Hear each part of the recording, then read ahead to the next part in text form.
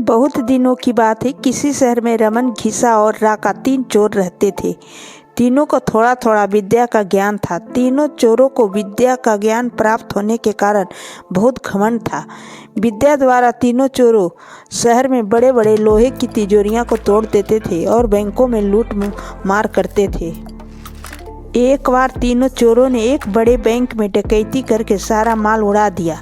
तब पुलिस को खबर हुई तो तीनों चोरों को पकड़ने के लिए तलाश करने लगी, मगर तीनों चोरों पास ही के एक घने जंगल में भाग गए। तीनों चोरों ने देखा कि जंगल में बहुत सी हड्डियां बिखरी पड़ी है। रमन ने अनुमान लगाकर कहा, ये तो किसी शेर की हड्डियां हैं। मैं चाहूँ तो सभी हड्डियों को अपनी विद्या के ज्ञान द्वारा जोड़ सकता हूँ। घिसा को भी विद्या का घमंड था, सो बोला, अगर ये शेर की हड्डियां हैं तो मैं इनको अपनी विद्या द्वारा शेर की खाल तैयार कर उसमें डाल सकता हूँ।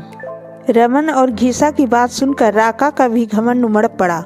फिर उसने कहा, तुम दोनों इतना काम कर सकते हो तो मैं भी अपनी विद्या द्वारा इसमें प्राण डाल सकता हूँ।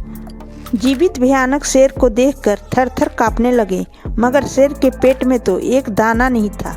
वह भूख के मारे गरजता हुआ तीनों चोरों पर हमला कर बैठा और मार कर खा गया। शेर मस्त होकर घने जंगल की ओर चल दिया।